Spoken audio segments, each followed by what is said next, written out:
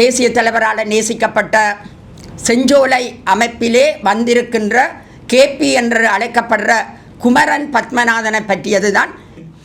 இந்த ஆயுத கொள்வனவில் தாய்லாந்தில் இருந்த இந்த குமரன் பத்மநாதன் எதற்காக செஞ்சோலைக்கு கொண்டு வரப்பட்டார் மஹிந்த ராஜபக்ஷால. அவர்களுக்கு 7-8 பேரை போட்டு இவரை காவலிலே வைத்திருக்கிறார்கள். இதற்காக ஒரு கைலாசத்தில் நித்யானந்தா இருந்த மாதிரியான ஒரு நிலைமையில தான் அந்த செஞ்சோலை இன்றைக்கு இருக்கின்றது. பெண்களால் பாவிக்கப்படுற கழிவுப் பொருட்கள், முக்கியமாக கார்டெக்ஸ் தொடக்கம் அப்படியே வீசி விடுவார்கள். எங்கட காணிக்குள்ள சின்ன பிள்ளைகள், தாய் தகப்பன் இல்லாத பிள்ளைகள் அங்கே இருக்கின்றார்கள் என்றது கூட தெரியாது. அப்படி ஒரு மறைமுகமான திரையில, ஒரு முகமூடி அணைஞ்ச திரையில தான் குமரன் பத்மநாதன் இருக்கின்றார். இருக்கிற பெண்கள் எல்லாம் குழந்தைகள் அல்ல, எல்லாம் பருவ வயது கடந்தவர்கள். தன்னுடைய சொந்த பிள்ளையே இங்கு தாப்பனோட விட்டுட்டு போகாமல் எத்தனை பேர் வெளிநாடுகளில் இருக்கிறார்கள். சிங்கள இளைஞர் சொன்னது, ஒவ்வொரு விஷயத்தை நான் கேட்கின்ற பொழுது நீங்கள் சொல்கின்ற பதில கேட்கல எனக்கு உண்மையாக பெருமையாக இருக்கிறது. இப்படி ஒரு தலைவனை நீங்கள் பெற்றிருக்கிறீர்கள் என்று. இருந்தால் தலைவன், இல்லாவிட்டால் இறைவன் என்று சொல்கிற அளவுக்கு இந்த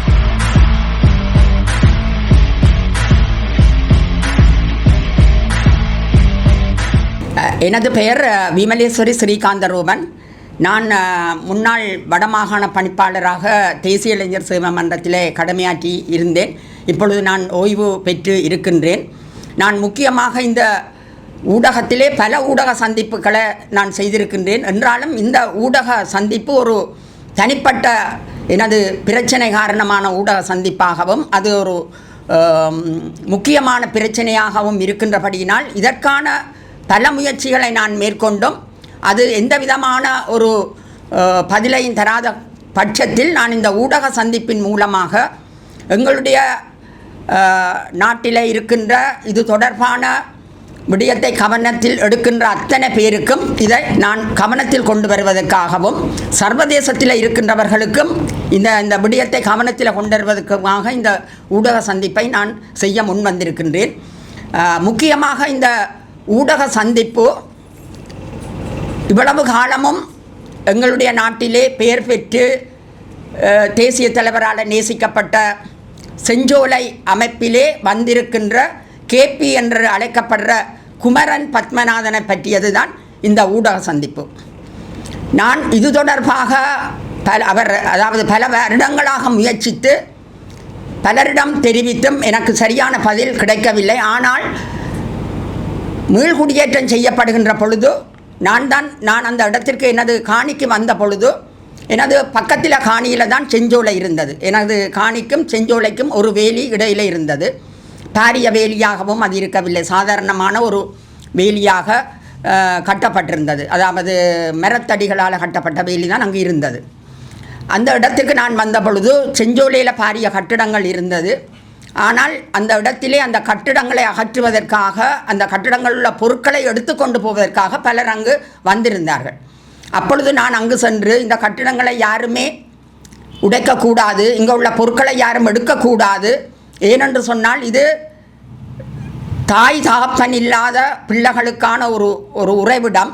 இந்த இடத்திலே அவர்கள் இந்த யுத்தத்துக்கு பிறகும் அப்படியானவர்கள் நிறைய பேர் வருவார்கள். எனவே இந்த கட்டிடமாக இருக்க வேண்டும் என்று கிட்டத்தட்ட 2 மாதங்கள் நான் காவலுக்கு ஆளை போட்டு நானும் இருந்து அந்த கட்டிடத்தை காப்பாற்றி இருக்கிறேன், என்னோடது காணிக்கு பக்கத்து காணியில். ஆனால் நான் ஒரு நாள் அங்கு சென்ற பொழுது சொன்னார்கள், உங்கள் கேபி வந்திருக்கிறார், குமரன் பத்மநாதன் வந்திருக்கின்றார் என்று. நான் நேரடியாக அவரிடம் போய் சந்தித்து இந்த கட்டிடம் மிக கஷ்டப்பட்டு, அதாவது கட்டளை அதிகாரியிடம் தொடர்பு கொண்டு அவருடைய ஓர்டரில் தான் இங்கு பொருட்கள் என்றும், அதாவது கட்டிட உபகரணங்கள் ஒன்றும் கொண்டு செல்லப்படாது பாதுகாக்கப்பட்டதுனால இந்த கட்டிடம் இருக்கின்றது என்று சொல்லி, இந்த கட்டிடத்தின் எல்லை 16 ஏக்கர், எனக்கு அறிந்த வரையில் அது 16 ஏக்கர் யோகர் சுவாமி நிலையம், சிவதொண்டர் நிலையமாக அது இப்போது செயற்பட்டு கொண்டிருந்தது. எனது காணி எல்லை இந்த இடத்திலிருந்து ஆரம்பிக்கின்றது. கூட்டி கொண்டு போய் எனது காணி எல்லையையும் அவருக்கு காட்டிவிட்டு நான் சென்றேன். எனக்கு இந்த தொழில் நிமித்தம் நான் பெங்களூருக்கு ஒரு கருத்தரங்குக்காக சென்று 21 நாள் அங்கே நின்று வந்த பொழுது அந்த நான் காட்டிய எல்லை மாற்றப்பட்டு எனது காணிக்குள்ளே எல்லை போடப்பட்டிருந்தது. நான் அவரிடம் சென்று, உங்களுக்கு நான் எல்லையை காட்டிவிட்டு சென்றேன், ஏன் நீங்கள் எனது காணிக்குள்ளே இந்த எல்லையை போட்டிருக்கிறீர்கள் என்று கேட்ட பொழுது, அவர் சொன்ன பதில், நானும் அந்த நேரத்தில் இல்லை, இங்கு நின்றவர்கள் மாறி போட்டு விட்டார்கள் எல்லை என்று சொன்னார். அவர்களிடம் சொல்லி, நீங்கள் மறுபடியும் உங்களுடைய எல்லைக்கு வேலியை போட்டு விடுங்கள் என்று சொல்லிவிட்டு வந்துவிட்டேன். ஆனால் அதன் பிறகு ஒரு சில நாட்களுக்கு பிறகு நான் அங்கு சென்ற பொழுது அந்த எல்லை மாற்றப்படவில்லை. அந்த இடத்திலே நான் 16ஆம் ஆண்டு ஒரு இந்த இல்ல தொடர்பாக, இந்த அத்துமீறின இல்ல தொடர்பாக நான் எல்லோருக்கும் அறிவித்தேன். ஜனாதிபதி தொடக்கம் பிரதேச செயலாளர்களே எல்லாருக்கும், அந்த காணி ஆணையாளர் தொடக்கம் அத்தனை பேருக்கும் அறிவித்திருந்தோம். அவர்கள் உடனடியாக பிரதேச செயலாளர் அப்போது இருந்தவர் காலஞ்சென்ற நாகேஸ்வரன் அவர்கள் உடனடியாக இந்த இடத்திற்கு வந்து அந்த அத்துமீறிய எல்லையை பார்த்து, இது அத்துமீறி போடப்பட்ட எல்லை, ஏனென்றால் அதற்கான வரைபடம் இருக்கின்றது, அதற்கான தெரிவு இருக்கின்றது, எனவே இது அத்துமீறி போடப்பட்ட எல்லை என்று ஜனாதிபதி செயலகத்தால் காணிப்புணக்கு தொடர்பாக வந்த மொபைல் சர்வீஸுக்கு என்னை அழைத்திருந்தார். ஆனால் அங்கு குமரன் பத்மநாதனும் அழைக்கப்பட்டிருந்தார், அவர் வரவில்லை. நான் போன பொழுது அங்கு 2 சிறுமிகள் மட்டும் வந்திருந்தார்கள். அந்த இடத்திலே எனக்கு தரப்பட்ட கடிதம் இருக்கின்றது. இந்த எல்லை பிரச்சனைக்கு தருவோம் என்று எழுதி, இந்த விடயங்களால் இந்த அத்துமீறின செயற்பாட்டுக்கு நாங்கள் தீர்வு தருவோம் என்று ஒரு கடிதத்தை தந்திருத்தார்கள். இந்த கடிதம் கரைச்சி பிரதேச செயலகத்தில் எனது கோவையில் இருக்கின்றது. இந்த கடிதம் இதில் அத்தனை விஷயங்களும் எழுதப்பட்டிருக்கிறது. இது யாருக்கு சொந்தமானது, விமலேஸ்வரிக்கு இந்த இடம் சொந்தமானது, சிவதொண்டர் நிலையத்துக்கு அந்த லீஸில் பெறப்பட்ட இடம்தான் ஜோவர் சுவாமி நிலையம், இப்படியான எல்லா விஷயங்களும் இதில் எழுதப்பட்டிருக்குது. ஆனால் அதன் பிற்பாடு அந்த நடவடிக்கையை நான் செய்ததால் அந்த காலேக்கர், அதாவது எனது இடம் வந்து எல்லா இடங்களும் அளக்கப்பட்டு இறுதியில் எனது இடம் அளக்கப்பட்டபடியினால் முகப்பு பக்கம் மிக ஒடுக்கமானது. இலங்கை படத்தை போல இருக்கும். அது இலங்கை படத்தில் முகப்பு யாழ்ப்பாண குடாநாடு எப்படி இருக்கின்றதோ அப்படி மிக ஒடுக்கமாகவும் பின்பக்கம் பரந்ததாகவும் இருந்தது. ஆனால் அவர்கள் சொன்ன விஷயம், இனி காணிக்கு போகலாது, ஏனென்றால் இங்கால 16 ஏக்கர் அளந்தாச்சு, மற்றவர்களுக்கு இடமெல்லாம் அளந்து கொடுக்கப்பட்டாச்சு என்றபடியினால் மிகுதியை அப்படியே நாங்கள் அளக்கிறோம், முன்னுக்கு ஒடுக்கமாகத்தான் வருகின்றது என்று. ஒரு வழிப்பாதையில் தான் அது இருக்கிறது, வேறு எங்கேயும் அசைய முடியாது. அதாவது ஒரு வீட்டின் நீளம் கூட அதிகமாக இருக்கும், அதை விட மிக குறுகிய இடம். அதில் இவர் அந்த முன்பகுதியை வைத்து ஒரு 1/4 ஏக்கர் காணியை அப்படியே பிடித்திருந்தார். அவர் கடைசி வரையும் எல்லையே மாற்றி போடவில்லை. அதன் பிறகு நான் வேறு ஒரு விடயத்திற்காக அதாவது எனது நிறுவனத்தினூடாக வேறு ஒரு சிங்கப்பூருக்கு சென்றிருந்த நேரம் அந்த இடத்திலே 10 மலசல கூடங்களை அவர் கட்டியிருக்கிறார். நான் கதவை திறந்து போனால் மொழிவியலத்துக்கு இருக்கிறது அந்த மலசல கூடங்கள். 10 மலசல கூடங்களையும் கட்டி அந்த மலசல கூடங்களின் கழிவுகள் செல்றதுக்கு இன்னும் என்னோட காணிக்குள்ளேயே அந்த மலசல கூட கழிவுகளை விட்டிருந்தார். எதுவுமே செய்ய முடியாது. ஏனென்றால் அவர் மஹிந்த ராஜபக்ஷவின் செல்ல பிள்ளை, அது எனக்கு நன்றாக தெரியும். இந்த ஆயுத கொள்வனவில் தாய்லாந்தில் இருந்த இந்த குமரன் பத்மநாதன் எதற்காக செஞ்சோலைக்கு கொண்டு வரப்பட்டார்? மஹிந்த ராஜபக்ஷால. செஞ்சோலைக்கும் இந்த குமரன் பத்மநாதனுக்கும் என்ன தொடர்பு? எதற்காக மஹிந்த ராஜபக்ஷ செஞ்சோலையில் இவரை கொண்டு வந்து போட்டு இவருக்கான ஒரு ஹவுஸ் அரெஸ்ட், அதாவது வீட்டு காவலில் இவர்களுக்கு 7-8 பேரை போட்டு இவரை காவலிலே வைத்திருக்கிறார்கள்? இதற்காக இவரும் அதற்கு உடன்பட்டிருக்கிறார். யாரும் எதுவும் அவரை பற்றி கதைக்க முடியாது. அந்த இடத்திலே எந்த ஒரு நபரும் உள்ளட்டு என்ன நடக்குது என்று பார்க்க முடியாது. ஒரு சொல்லப்போனால் ஒரு என்னை பொறுத்தளவில் அது ஒரு கைலாசத்தில் நித்யானந்தா இருந்த மாதிரியான ஒரு நிலைமையில் தான் அந்த செஞ்சோலை இன்றைக்கு இருக்கின்றது. பல தரம் நான் முயற்சித்தும் சரி ஒரு தீர்வு கிடைக்கும் என்று எழுதி தந்திருக்கிறார்கள். எல்லைக்கு ஒரு தீர்வு நாங்கள் தருவோம் என்று எழுதி தந்திருக்கிறபடியால் தீர்வு கிடைக்கும் மட்டும் நான் பொறுமையாக இருந்தேன். ஆனால் நாங்கள் போகின்ற நேரம் நான் அங்கே அந்த இடத்திலே இருக்க முடியாத நிலை, வீடு எல்லாம் இடிபட்டு போயிட்டது, கிணறு அடிபட்டு போய்விட்டது, பல அனர்த்தங்கள் அங்கே நடந்திருந்தது. எனவே அங்கே உடனடியாக தங்கி நிற்க முடியாதால் கொஞ்சம் கொஞ்சம் வீட்டை திருத்தி தங்கி நிற்பதற்கான ஏற்பாடுகளையும் நான் செய்து, நான் போகிற நேரங்களில், அதாவது கிழமையில் 2 நாள் 3 நாள் போனாலும், வேலை நிமித்தம் நான் வவுனியாவில் இருந்து கிழமையில் 2-3 நாள் வேலையாக்களை கூட்டிக் கொண்டு போனாலும் நான் போகாமல் எந்த ஒரு வேலையாக்களையும் அங்கே அனுமதிக்கிறேன் இல்லை நான். ஏனென்று சொன்னால் சில நேரம் இவர்கள் திட்டமிட்டு பக்கத்தில் பெண்கள் செஞ்சோலை இருக்கிறது, இவர்கள் அப்படி செய்கிறார்கள் இப்படி செய்கிறார்கள் என்று குற்றத்தை போட்டு இவர்களை எங்களை வெளியேற்றி விடுவார்கள் என்றதால் நான் அந்த இடத்துல போய் நின்றுதான் அந்த அலுவல்களை மேற்கொள்ளுவேன். உங்களுக்கு ஆதாரத்தோட நிரூபிக்கலும் அந்த செஞ்சோலையிலிருந்து எங்களோட காணிக்குள்ள வீசப்பட்ட பொருட்கள் நான் நினைக்கின்றேன் 2 டசனுக்கு 16ஆம் ஆண்டிலிருந்து இன்று வரையும் ஒரு 3-4 டசனுக்கு மேற்பட்ட 30-40 டசனுக்கு மேற்பட்ட கைப்பிடி சில்வர் கோப்பைகள், 20-30க்கு மேற்பட்ட சாப்பாட்டு கோப்பைகள் புத்தம் புதிசு, கொம்பாசுகள், ஒரு நாளும் போடப்படாத எத்தனையோ அழகான சுரிதார் 3000-4000 பெறுமதியான சுரிதார் உடுப்புகள், சால்வைகள், பெட்ஷீட். கடந்த 2 மாதத்தில் நான் 10 பெட்ஷீட்டு என்ற காணியில் எடுத்தேன். அத்தனையும் புதிய பெட்ஷீட்டுகள், சுருட்டு இங்கால் எரிந்திருந்தார்கள். அந்த பெட்ஷீட்டை எல்லாம் போட்டு லோன்ரியில் கொடுத்து எடுத்து வச்சிருக்கிறேன். அவ்வளவும் மிக விலையான பெட்ஷீட்டுகள். மெத்த கூட நேற்று வரையும் மெத்த கூட எங்களோட காணிக்குள்ளே போடப்பட்டிருக்கு. ஒரு கட்டிலுக்கான ஒரு மெத்தை வாங்குறதுக்கே எவ்வளவு விலை. ஒரு மெத்த கவரோட எங்களோட காணிக்குள்ளே தூக்கி போடப்பட்டிருக்கிறது. நேற்று புது உடுப்புகள் போடப்பட்டிருக்கிறது. என்ன கழிவுப் பொருட்களும், அதாவது பெண்களால் பாவிக்கப்படுற கழிவுப் பொருட்கள், முக்கியமாக கார்டெக்ஸ் தொடக்கம் அப்படியே வீசி விடுவார்கள் எங்களோட காணிக்குள்ள. எந்த விதமான ஒரு நிர்வாக கட்டமைப்பும் இல்லாமல் ஒரு சமூகத்தை சீரழிக்கிற ஒரு பிள்ளைகளாக அங்கே இருக்கிறவர்கள் வளர்க்கப்படுகிறார்கள். நான் பல தடவை அங்கே இருக்கின்ற மேற்றனை கூப்பிட்டு காட்டியிருக்கிறேன், பிள்ளைகளை கூப்பிட்டு காட்டியிருக்கிறேன், படம் எடுத்து காட்டியிருக்கிறேன், நிறைய பேருக்கு அதை சொல்லியிருக்கிறேன். ஆனால் அவர்கள் கேட்பதாகவே இல்லை. ஏனென்றால் அவர்கள் அப்படித்தான் வளர்க்கப்படுகின்றார்கள்.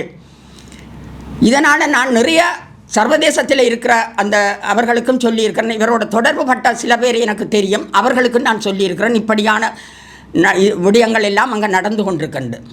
ஆனால் இதற்குமே அவர்கள் இன்று வரையும் அவர்கள் செய்ததை செய்து கொண்டிருக்கிறார்கள். நேற்று கூட நான் அங்கே போய்க்க கிளிநொச்சி ஆஸ்பத்திரியில் மருந்துக்கு எவ்வளவு தட்டுப்பாடான நேரத்தில் கூட 3 பேக்கெட் மருந்துகள் ஒரு நாளும் ஒரு குளிசை கூட பாவிக்கப்படாமல் 3 நாளைக்கு கொடுத்த 3 பேக்கெட் குளிசைகள் இப்போ நான் கொண்டு வந்திருக்கிறேன்.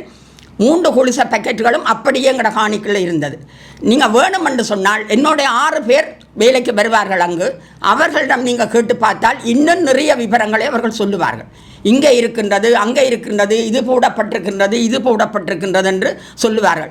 கழிவு அகற்றல் தொடக்கம் புது பொருட்கள் வரையில். ஏனென்றால் அவர்களுக்கு காசின்ற பெருமதி தெரியாது, இது இந்த காசு எங்கேருந்து வருதுன்னு தெரியாது, எப்படி இந்த காசு எங்களுக்கு கிடைக்குதுன்னு தெரியாது. அது உண்மையிலே அங்கே எத்தனை பேர் இருக்கின்றார்கள் என்று கூட அங்கே இருக்கிறவர்களுக்கு தெரியாது. எத்தனை பேருக்கு தாய் இருக்குது தாப்பன் இருக்கின்றது தெரியாது. எத்தனை பிள்ளைகள் தாய் தாப்பன் இல்லாத பிள்ளைகள் அங்கே இருக்கின்றார்கள் என்றது கூட தெரியாது. அப்படி ஒரு மறைமுகமான திரையில், ஒரு முகமூடி அணைஞ்ச திரையில் தான் குமரன் பத்மநாதன் இருக்கின்றார். ஆனால் நான் நேற்று எனக்கு சுயினம் காரணமாக நான் போன கிழமை செல்ல முடியவில்லை. நேற்று அங்கே போன பொழுது சட்டவிரோதமாக எனது காணிக்குள்ள மதிலை கட்டியிருக்கிறார். எனது காணிக்குள்ள மதிலை கிட்டத்தட்ட 40 அடி தூரத்துக்கு அந்த மதில் கருங்கல்லால் கீழே கருங்கல் அத்திவாரம் போட்டு கல் அடுக்கி அந்த மதிலை கட்டியிருக்கிறார் எனது காணிக்குள்ள. அவர் ஜனாதிபதிக்கும் பயம் இல்லை, யாருக்குமே பயம் இல்லை. நான் நினைத்தேன் இவ்வளவு காலமும் மஹிந்த ராஜபக்ஷ என்ற செல்ல பிள்ளை என்றபடியினால் எந்த இடத்துக்கு போனாலும் நாங்கள் இதையுமே செய்ய முடியவில்லை. ஏனென்றால் முழு அதிகாரத்தையும் அவர் கொடுத்திருந்தார் குமரன் பத்மநாதனுக்கு. ஆனால் இந்த சமூக இந்த நிலையில் இன்றைக்கு கிளிநொச்சியில் நடந்த சிறுவர் சுஸ்பிரோகத்தை பற்றி தெரியும். எத்தனை அமைப்புகள் இருக்கிறது வடமாகாணத்தில், பெண்கள் அமைப்புகள். இந்த செஞ்சோலை பெண்கள் அமைப்பை பார்க்குறதுக்கு ஏன் ஒரு பெண்கள் அமைப்பு கிட்ட அது பாரம் கொடுக்கப்படவில்லை? எத்தனை பெண்கள் அமைப்புகள் நிறைய வேலை திட்டங்களை செய்து கொண்டிருக்கிறார்கள். இவர் தான் செஞ்சோலையிலிருந்து இந்த பெண்கள் அமைப்புகளை, அங்கே இருக்கிற பெண்கள் எல்லாம் குழந்தைகள் அல்ல, எல்லாம் பருவ வயது கடந்தவர்கள். தன்னுடைய சொந்த பிள்ளையே இங்கு தாப்பனோட விட்டுட்டு போகாமல் எத்தனை பேர் வெளிநாடுகளில் இருக்கிறார்கள் பெண்கள். அதாவது அங்கே இருந்து அவர்களுடைய மன உளைச்சல் எல்லாம் என்னுடைய பிள்ளையை விட்டுட்டு வந்து சொந்த தகப்பனையே நம்பிவிட இல்லாத நேரத்தில் இவ்வளவு பிள்ளைகளும் அங்கே இருக்கிறார்கள். ஆனால் அவர் செய்கிற அட்டூழியத்தை தாங்கவே முடியவில்லை. நான் பக்கத்தில் இருக்கிறபடியினால் அவர் இன்றைக்கு தான் 15ஆம் ஆண்டு தான் செஞ்சோலைக்கு வந்திருந்தார். ஆனால் எனக்கு செஞ்சோலை ஆரம்பித்ததிலிருந்தே எனக்கு செஞ்சோலையை தெரியும். அது பண்டத்திறப்பில் ஆரம்பிக்கப்பட்டது, பிறகு முல்லைத்தீவுக்கு கொண்டு போகப்பட்டது, இறுதியாகத்தான் என்னுடைய இடத்துக்கு அந்த செஞ்சோலை வந்திருந்தது.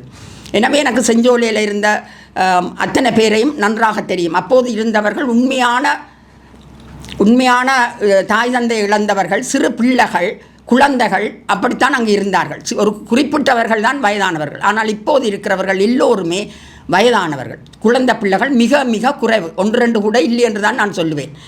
ஆனால் இந்த நிலையில் சட்டவிரோதமாக கட்டப்பட்ட அந்த மதில் உடனடியாக அதில் அகற்றப்பட வேண்டும் என்ற காணிக்குள்ள ஜனாதிபதி செயலகத்தால் அந்த தீர்ப்பையும் மீறி சட்டவிரோதமாக மதில் கட்டப்பட்டிருக்கு. நான் நினைக்கின்றேன் இந்த துணிவோடு இந்த மதிலை கட்டினதால் ஜனாதிபதியோடு இவருக்கு மறுபடியும் ஏதாவது தொடர்பு எடுக்கப்பட்டதா? எங்களுடைய இன்றைய ஜனாதிபதி அன்ரகுமாராவோட இவர் மறுபடியும் தொடர்பெடுத்தாரா? ஏன் இவ்வளவு காலமும் இவர் தொடர்பான விடயங்கள் வெளியில் கொண்டு வரப்படவில்லை? இந்த கேள்விகளுக்கு நிச்சயமாக பதில் தெரிய வேண்டும். நான் ஒரு முறையாவது எங்களுடைய பிரதமரையோ அல்லது எங்களுடைய ஜனாதிபதியோ தொடர்பு கொண்டு இதில் ஆழமான கருத்துக்களை, நிறைய விஷயங்கள் உள்ளுக்கு இருக்குது. நான் பக்கத்தில் இருந்தால் எனக்கு நிறைய விஷயங்கள் தெரியும். எனவே இந்த ஆழமான பதிவுகளையும் அர்த்தமான பதிவுகளையும் அவர்களிடம் நான் சமர்ப்பிக்க இருக்கின்றேன். அதன் பிறகு அவ்வளவு விஷயத்தை நான் ஊடக மையத்தில் வெளிப்படுத்துவேன். அவர்கள் அதனை பரிசீலித்து அது சரியா பிழையா, எங்கே சரி இருக்கின்றது எங்கே பிழை இருக்கின்றது என்று தீர்மானித்த பிறகு நான் ஊடக மையத்தில் வந்து எதற்காக மஹிந்த ராஜபக்ச செஞ்சோலையை குமரன் பத்மநாதன்கிட்ட கொடுத்தார் என்ற விவரத்தையும், என்ன அந்த செஞ்சோலை மூலம் அங்கே என்ன நடந்தது என்ற விஷயத்தை நான் நிச்சயமாக வெளிப்படுத்துவேன். என்றால் இது சமூக நலனுக்காக எங்களுடைய இனத்தின் பிள்ளைகள் அங்கே வாழ்கிறார்கள். என்னால் விரும்பி நேசிக்கப்பட்ட ஒரு செஞ்சோலை, பாதுகாத்து கொடுத்த செஞ்சோலை என்ற மட்டத்தில் நான் அந்த செஞ்சோலையை எந்த காலத்திலும் நான் ஒரு கடவுளின் இடமாகத்தான் நினைக்கின்றேன். முக்கியமாக ஏன் நான் இந்த ஊடகத்துக்கு வந்தேன் என்று சொன்னால், அந்த காலத்தில் வரலாற்றில் எங்களுடைய பசு தன் குழந்தையை இழந்து போட்டு போய் அரண்மனையில் இருந்த ஆராய்ச்சி மணியைத்தான் அடித்தது. ஏன் அடித்தது என்று சொன்னால் அரசன் கேட்பான் என்று. அதன் பிறகுதான் அரசனுக்கு தெரிந்தது பசுவின் கன்று தன்னுடைய மகனால் தேர்ச்சியில் ஏறி கொல்லப்பட்டதென்று. அதற்கான நீதி பசுவுக்கு கிடைத்தது. அது மாதிரி கண்ணகி கோவலன் செத்தபோது பாண்டிய மன்னன் கொலை செய்ய இல்லை. ஆனால் சிலம்போட போய் பாண்டிய மன்னன்கிட்ட போனது தன் கணவன் கல்வன் இல்லை என்று நிரூபிக்க. அங்கேயும் நீதி கிடைச்சது. அதால் தான் நான் இதை இன்றைய ஜனாதிபதிக்கு இதை முன்வைக்கிறேன். இதுக்கான ஒரு சரியான விசாரணையை நீங்கள் மேற்கொள்ளணும். பிரதமர் பெண்ணாக இருக்கின்றபடியால் இந்த பெண் குழந்தைகள் தொடர்பாக கவனம் எடுக்க வேண்டும். இங்கு என்ன நடக்கின்றது, என்ன விடயங்கள் கைக்கொள்ளப்படுகின்றது என்ற அத்தனை விடயங்களும் எங்களோட பிரதமருக்கு தெரிய வேணும். இந்த நாட்டில் ஒரு நல்ல சமுதாயம் வளர வேண்டும், சீரான சமுதாயம் வளர வேணும், நிர்வாக சீர்கேடான சமுதாயம் பெறக்கூடாது, பொருளாதார துஷ்பிரயோகம் நடக்கக்கூடாது. அதாவது இந்த மாதிரியான ஒரு பிரச்சனைகள் உள்ள சமுதாயத்தை, இளம் சமுதாயத்தை நாங்கள் வளர்த்து விடக்கூடாது. தன்னுடைய சுய லாபத்துக்காக எல்லோரையும் விலைக்கு வாங்கி தான் சரி ஒரு முகமூடி அணிந்து இன்று அவர் வலம் வந்து கொண்டிருக்கின்றார். இன்று எங்களுடைய இனத்துக்கு அவர் துரோகியாக, நாங்கள் எதிரியை நம்பினாலும் துரோகியை ஒரு நாளும் மன்னிக்க போகிறதில்லை. இன்று அவர் எங்களுக்கு ஒரு துரோகி. அந்த துரோகத்தனத்தால் இன்றைக்கு எத்தனையோ உயிர்கள் பறிபோயிருக்குது. இந்த துரோக செயலால் நாங்கள் இன்றைக்கு எங்களுடைய இனத்தை இழந்து நிற்கின்றோம் என்றபடியினால் உடனடியாக இந்த சட்டவிரோத கட்டிடம், அதாவது மதில் உடனடியாக அகற்றப்பட வேணும். அவர் 40 அடிக்கு கிட்ட அதை கட்டிவிட்டார், மீதி கட்ட இருக்கின்றார். எனவே உடனடியாக அந்த சட்டவிரோதமான மதில் அமைப்பு எனது காணிக்குள் தையிட்டு விகாரைக்கு 3 வருஷமாக போராடுகிறார்கள். உங்களுடைய நிலம் உங்களுக்கு தான் என்று ஜனாதிபதி சொல்கிறார், பிரதமரும் அதைத்தான் சொல்கிறார். உங்களோட நிலம் உங்களுக்கு எப்பவும். ஆனால் எங்களோட நிலத்திலேயே நாங்கள் வாழ உரிமை இல்லாமல் ஜனாதிபதிகள் என்ற செல்வாக்கில் இவர் வலம் வந்து கொண்டிருக்கின்றார். மஹிந்த ராஜபக்சவை காப்பாற்றுவதற்காக ரணில் முயன்ற போது ரணிலுன்ற ஜனாதிபதி ஆட்சியிலும் இவர் செல்வாக்காகத்தான் இருந்தார். மக்களால் எதுவுமே செய்ய முடியாது. ஆனால் இந்த விஷயத்தில் கட்டாயம் ஜனாதிபதி கவனம் எடுக்கணும். ஏனென்று நான் சொல்கிறேன் என்று சொன்னால், கடந்த வாரம் நான் ஒரு இடத்துக்கு பிரயாணம் செய்திருந்த பொழுது அந்த வாகன ஓட்டுநர் தமிழராக இருந்தார். அந்த வாகனத்தில் நான் பிரயாணம் செய்து கொண்டிருந்த பொழுது 2 பெரும்பான்மை இனத்தவர்கள், ஒரு சிங்கள இளைஞரும் இன்னொரு முதியவரும் அங்கே இருந்தார்கள். அந்த வாகனத்தில் நாங்கள் கிட்டத்தட்ட ஒரு 150 மைல் பிரயாணம் செய்து கொண்டிருந்த பொழுது அவர் முதல் தரம் இங்கே வடக்கு நோக்கி வந்து கொண்டிருந்த பொழுது அந்த சிங்கள இளைஞர் சொன்னது, ஒவ்வொரு விஷயத்தையும் நான் கேட்கின்ற பொழுது நீங்கள் சொல்கின்ற பதில கேட்கல எனக்கு உண்மையாக பெருமையாக இருக்கிறது, இப்படி ஒரு தலைவனை நீங்கள் பெற்றிருக்கிறீர்கள் என்று. இருந்தால் தலைவன், இல்லாவிட்டால் இறைவன் என்று சொல்கிற அளவுக்கு இந்த 30 வருஷம் கடந்து, இன்று யுத்தம் முடிஞ்சு 15 வருஷம் கடந்தும் அந்த தலைவனை நீங்கள் நினைக்கிறீங்கள், அந்த ஆட்சியை நீ கிடைக்காத ஒன்று நினைக்கிறீங்கள். அப்படி ஒரு நல்ல தலைவனை நீங்கள் பெற்றிருக்கிறது, நீங்கள் பெருமைப்பட வேண்டும் என்று அந்த இளைஞன் சொன்னான். சிங்களத்தில் அவர் சொல்கிறார். அதுக்கு பிறகு சொல்கிறார், எங்கட இனத்தில் எத்தனை ஜனாதிபதிகள் வந்து போனார்கள், ஆனால் ஒரு ஜனாதிபதியையும் எங்கட மக்கள் 5% கணக்கெடுக்கிறே இல்லை. ஆனால் உங்களை நினைச்சு நான் பெருமைப்படுறேன் என்று சொன்னார். எந்த ஒரு ஜனாதிபதியையும் எங்கட மக்கள் கணக்கிலேயே பெரிய அளவாக எடுக்கவில்லை. இப்போது ஒரு ஜனாதிபதி வந்திருக்கிறார், அவருடைய மீதி காலத்தை நாங்கள் பார்க்க வேண்டும் என்று சொன்னார். உண்மையில் நாங்கள் ஒரு நல்ல ஒரு புனிதமான ஒரு இடத்துல தான் இருந்திருக்கின்றோம். ஆனால் இந்த மாதிரியான அத்துமீறல்கள், ஆக்கிரமிப்புகள், அதாவது சர்வதேச நடைமுறைகளுக்கு புறம்பான செயற்பாடுகளை உடனடியாக நிறுத்த வேணும். எனக்கு ஒரு சந்தர்ப்பத்தை ஜனாதிபதி அவர்கள் தர வேணும், அல்லாவிட பிரதமராவது தர வேணும். ஏனென்றால் நிறைய விடயங்கள் இது தொடர்பாக நான் சொல்ல இருக்குது. நானும் பக்கத்தில் இருந்த எனக்கு நிறைய விடயங்கள் தெரியும். செஞ்சோலை தொடர்பான அனைத்து விடயங்களும் என்னுடைய கண் பார்வையில் நடைபெற்ற விடயங்கள். இவர் வந்த பிறகு கூட குறிப்பிட்ட காலம் நான் போயிருந்தேன். ஏனென்று சொன்னால், ஒரு முறை அந்த பிள்ளைகளின் அழுகுரல் கேட்டது. பெண் பிள்ளைகள் கத்தி கத்தி அழுதார்கள். நான் அந்த வீட்டில் நிற்கிறேன், என்னுடைய வீட்டில் நிற்க அழுகிறார்கள். நான் உடனே போய் ஏன் இவர்கள் அழுகிறார்கள் என்று கேட்ட பொழுது அந்த மேட்டன் சொன்னால், சரஸ்வதி பூசைக்கு செந்திரேசாவுக்கு பாவாடை சட்டை அணிந்து வர சொல்லி ஒரு தேங்காயும் கொண்டு வர சொல்லி இருக்கிறார்கள்.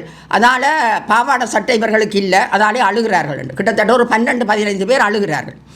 அப்போ எத்தனை பேருக்குன்னு கேட்க, இவ்வளோ பேருக்கும் பாவாடை சட்டை போட்டு விட வேணும், பாவாடை இல்லை. நான் கேட்டேன், உங்களோட அவர் நிற்கிறார் தானே தலைவர், அவர்கிட்ட கேட்டு வேண்டுங்கள் என்று. இல்லை இல்லை, அவர் அப்படி ஒன்றும் செய்யலாதுன்ற மாதிரியான ஒரு கருத்தை அவர் சொன்னார் எனக்கு. நான் உடனே போய் அந்த அவ்வளவு பேருக்கும் பாவாடை சட்டை தைக்கிறதுக்காக 12 சாரிகளை எடுத்து வந்து, விலை கூடின சாரிகளை எடுத்து வந்து கொடுத்தேன். அந்த பிள்ளை சொல்லிச்சுது, இதில் 2 மிக அழகான சாரிகள் இருக்கின்றபடியால், 2 டான்ஸ் பிள்ளைகள் இருக்கிறபடியால் நான் அவர்களுக்கு கொஸ்டியூமை தைச்சு கொண்டு 10 பிள்ளைகளுக்கும் பாவாடை சட்டையை நான் தைச்சு கொடுக்குறேன் என்று. எவ்வளவு கூலி என்று கேட்டு அந்த கூலி காசையும் நானே தருகிறேன் என்று சொல்லிவிட்டு வந்தேன். அப்படி நாங்கள் அணுவாக வளர்த்த அந்த செஞ்சோலை இன்றைக்கு அது எவ்வளவு சீரழிவை நோக்கி போய்கொண்டிருக்கின்றது என்றது சர்வதேசத்துக்கு தெரியணும். அங்கே இருக்கின்றவர்களும் குமரன் பத்மநாதனுக்கு செஞ்சோலையில் அவர் தேசியவாதி, தேசியத்தை நேசித்தவர் என்றெல்லாம் நினைத்து அவர்களும் அவருக்கு அள்ளித்தான் கொடுத்து கொண்டிருக்கின்றார்கள். எனவே இந்த விடயத்திலே செஞ்சோலை இருக்க வேண்டும். ஏனென்றால் அது தலைவரால் நேசிக்கப்பட்ட ஒரு இடம். ஆனால் இந்த சீர்கேடுகள் அங்கே இருக்கக்கூடாது. எனவே உடனடியாக இந்த ஊடக சந்திப்பின் மூலம் நான் இந்த விஷயத்தை தெரிவிக்க வந்திருக்கின்றேன். உடனடியாக இந்த மதிலை அகற்றப்படாவிட்டால் நான் இந்த உயிரை கொடுத்தென்றாலும் அந்த மதிலை நான் அகற்றியே தீர்வேன். அதுதான் உறுதி.